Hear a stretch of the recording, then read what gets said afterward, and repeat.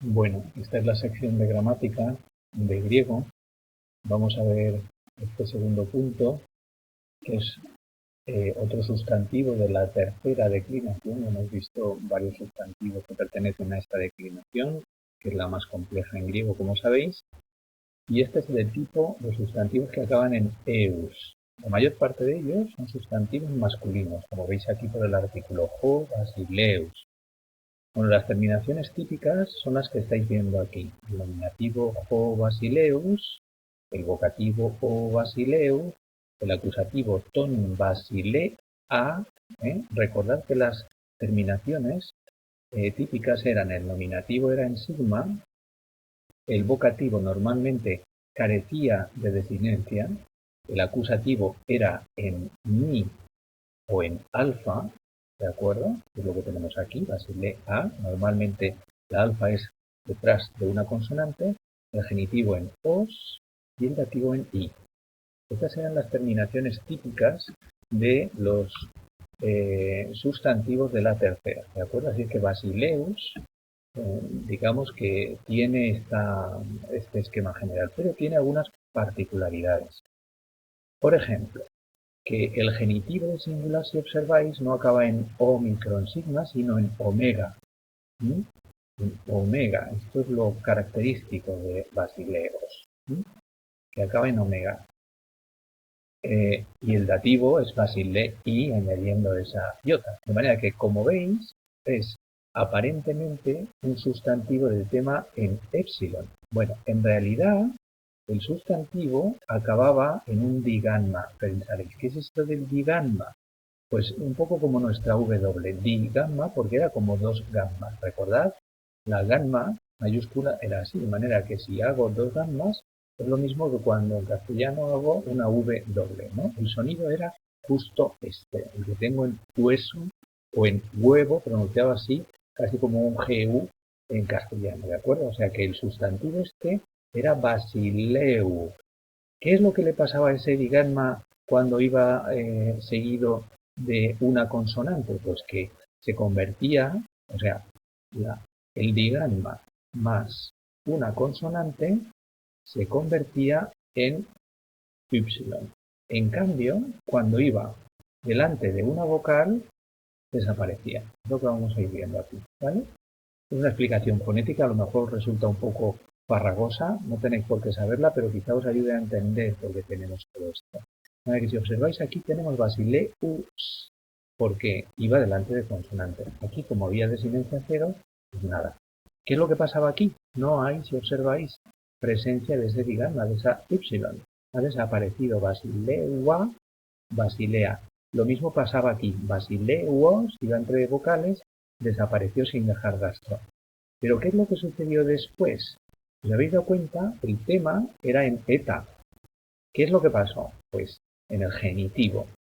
En el genitivo lo que pasó es que si partimos de esto y añadimos esto, un poco como si, bueno, el digamma ya hemos visto que entre vocales se pierde, pero la eta, que es larga, lo que hace es pasarle su cantidad a la omicron, convirtiéndola en una omega, de manera que si observáis, tenemos así. Yo creía que podía grabar, que podía borrar, pero no. Vamos a ver ahora. Vale, bueno, entonces, vamos a cantar la declinación todos, ¿vale? Vosotros en casa. O basileus, o basileu, ton basilea, tu basileos, to basilei. En plural, hoi basiles, o basiles, tu basileas, ton basileon, tois basileusin. Bien. Bueno, como habéis visto entonces, estos sustantivos decíamos en eus, son en su mayor parte masculinos. Hay un montón de sustantivos, que conocemos algunos de ellos, como Theseus, típicos de los sustantivos masculinos, Teseo, ¿no? El nombre del héroe que ya conocemos, ¿no? El del laberinto de Creta, y Hiereus, que es el sacerdote. Recordamos esta raíz de Hiereion, las víctimas del sacrificio, bueno, y Togierón, que es el templo, ¿no? Así es que Hogiereus es el que se ocupa del templo, el sacerdote. Bueno, pues estos se declinan exactamente igual que Hobasileus. Bueno, ahora vamos a continuar viendo los usos del genitivo, ¿vale? El genitivo, normalmente, vamos desde, digamos, la función más básica, la primera, digamos, y la principal del genitivo, que es el de indicar una posesión. Recordad el genitivo sajón del inglés, ¿no? Que hace lo mismo. Y habitualmente se indica justo para esto, para indicar posesión, ¿no? Vale.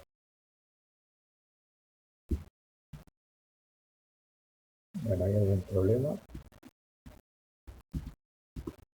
Disculpadme. Para indicar, decíamos, posesión, ¿vale? Por ejemplo, Jotupaidos kion. Recordad, entre el artículo y el sustantivo colocamos aquí un genitivo. El perro del muchacho. Jotupaidos kion.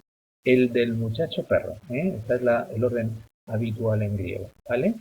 Bueno, normalmente el genitivo se coloca justo en esa posición, ¿no? En una posición que se denomina atributiva. No quiere decir que sea un atributo, no es un predicado nominal de un verbo, ¿de acuerdo? Sino que en un sintagma nominal ocupa esa posición que se denomina en gramática atributiva. Bueno, de manera que se coloca justo en esa posición, ¿vale? Ocupaidospion es lo más frecuente, lo más común. Luego tenemos el genitivo denominado partitivo. Perdón.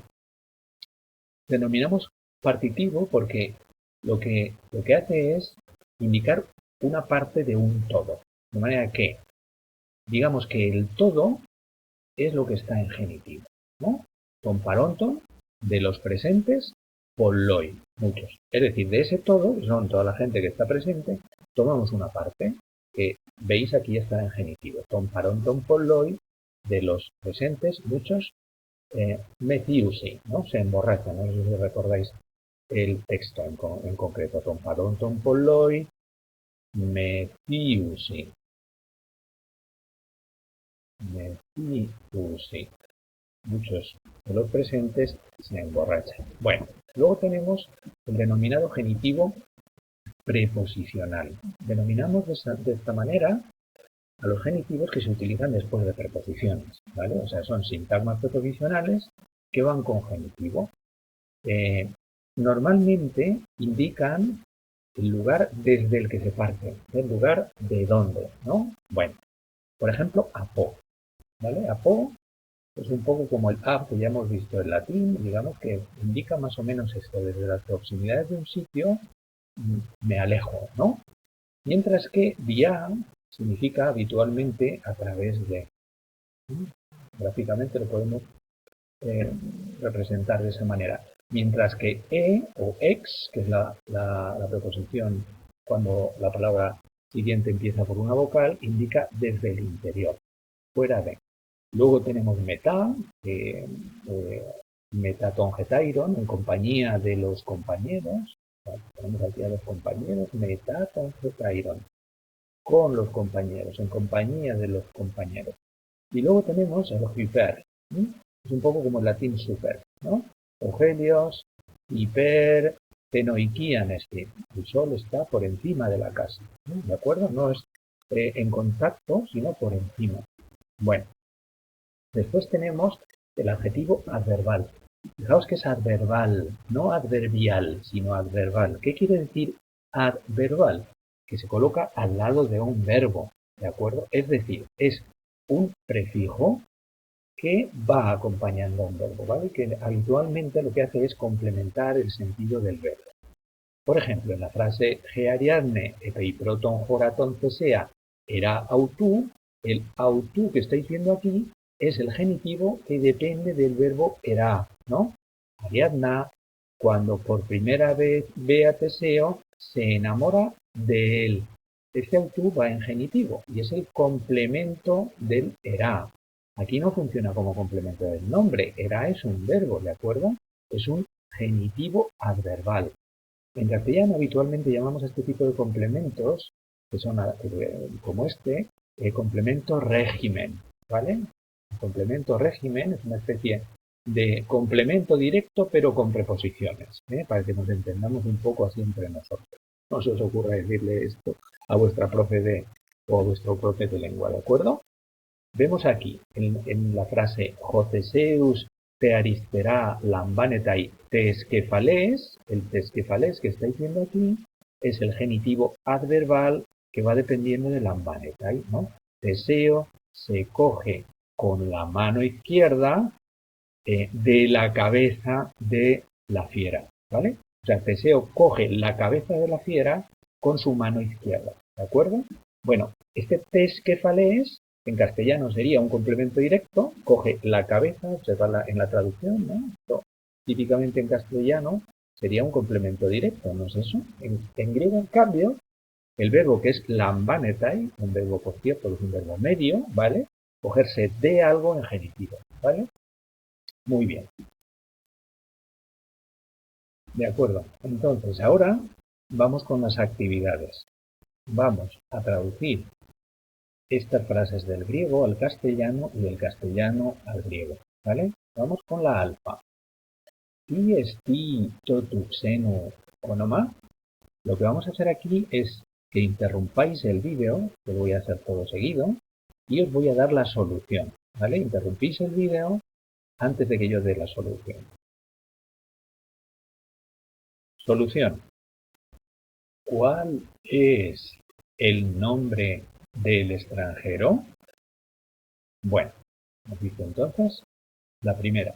Beta o Basileus degetai ton acenaion angelo. Pausa. El rey recibe al mensajero de los atenienses, ¿vale?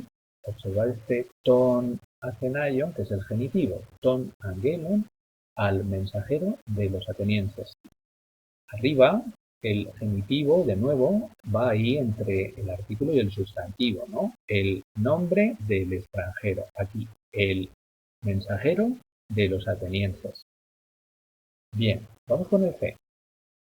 Afignumeta eiston tu patros agron. Bueno, vemos el genitivo aquí entre el artículo y el sustantivo. Hacemos una pausa.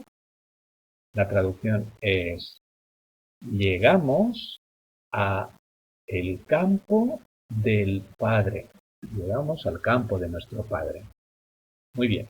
En el D, opais diates hodubaditson tes tu patros geiros egetai. Pausa.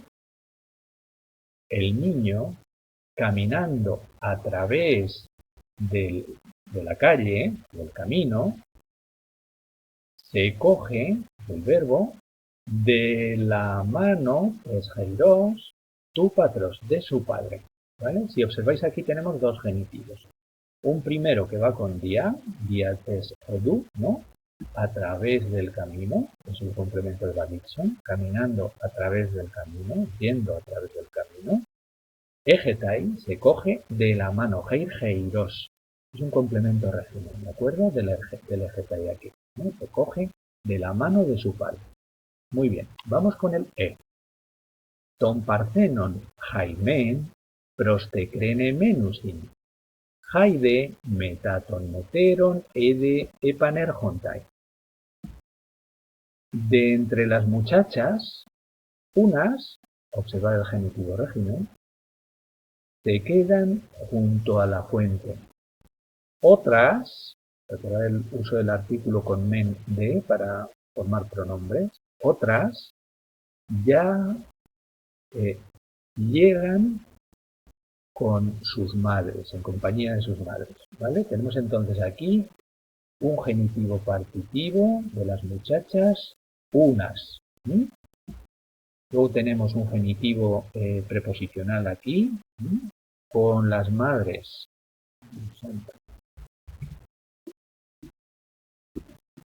Con las madres. Bueno, ahora tenemos que hacer una retroversión, ¿vale? Bueno, pausa de nuevo aquí. Intentad hacer estas 5 frases y después de